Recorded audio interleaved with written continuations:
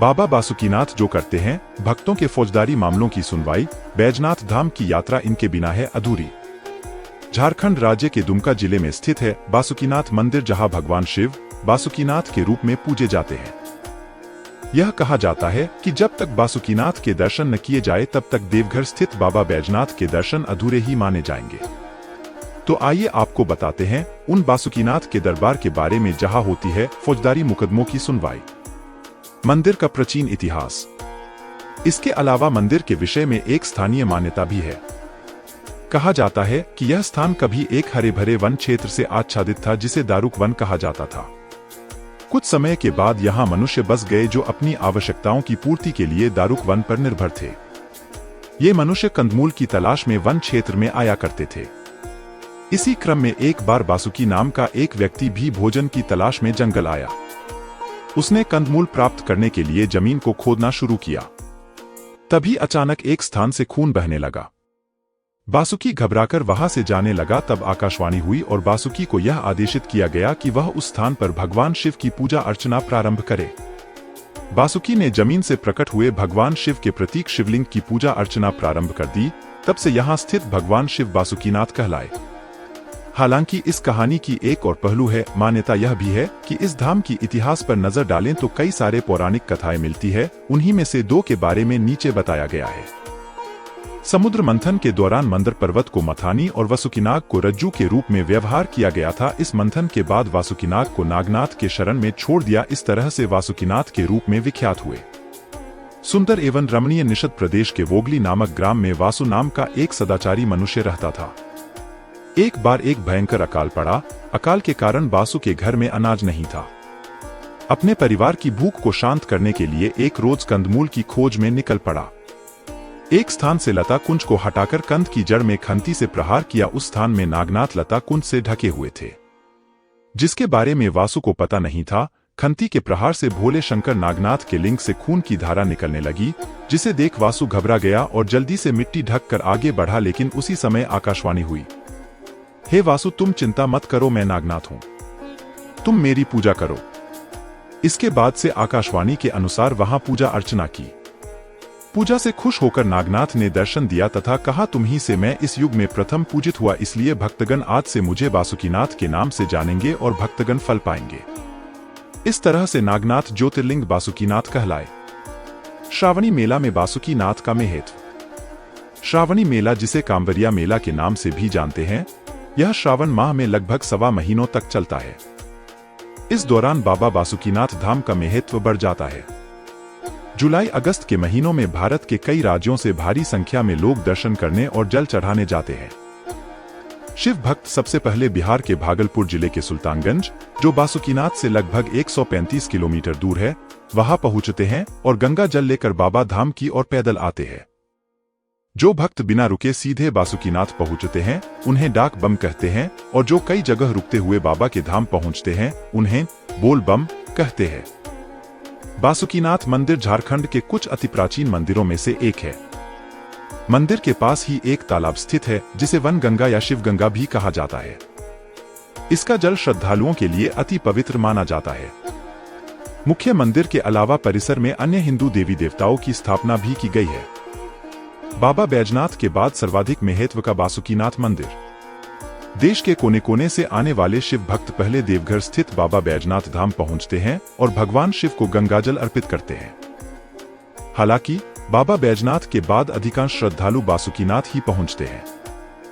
मान्यता भी है कि जब तक बासुकीनाथ के दर्शन न किए जाए तब तक बाबा बैजनाथ की यात्रा अधूरी ही मानी जाएगी। श्रद्धालु अपने साथ गंगाजल और दूध लेकर बासुकीनाथ पहुंचते हैं और भगवान शिव का अभिषेक करते हैं।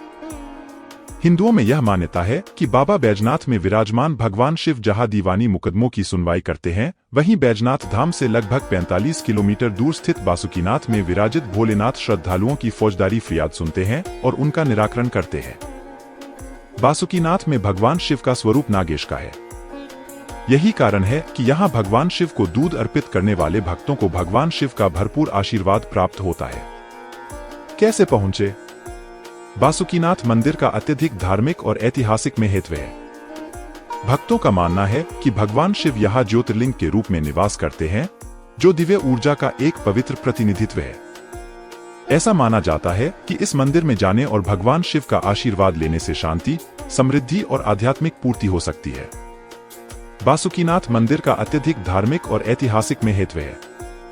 भक्तों का मानना है कि भगवान शिव यहाँ ज्योतिर्लिंग के रूप में निवास करते हैं, जो दिव्य ऊर्जा का एक पवित्र प्रतिनिधित्व है। ऐसा माना जाता है कि इस मंदिर में जाने और भगवान शिव का आशीर्वाद लेने से शांति, समृद्धि और आध्यात्मिक पूर्ति हो सकती है। कई ग्रंथों में सागर मंथन का वर्णन किया गया है, जब देवताओं और असुरों ने मिलकर सागर मंथन किया था। बासुकीनाथ मंदिर का इतिहास भी सागर मंथन से जुड़ा हुआ है। कहा जाता है कि सागर मंथन के दौरान पर्वत को मथने के लिए वासुकी नाग को माध्यम बनाया गया था। इन्हीं वासुकी नाग ने इस स्थान पर भगवान शिव की पूजा अर्चना की थी। यही कारण है कि यहाँ विराजमान भगवान शिव को बासुकीनाथ कहा जाता है। इसके अलावा मंदिर के विषय में एक स्थानीय मान्यता भी है। कहा जाता है कि यह स्थान कभी एक हरे भरे वन क्षेत्र से आच्छादित था, जिसे दारुक वन कहा जाता था।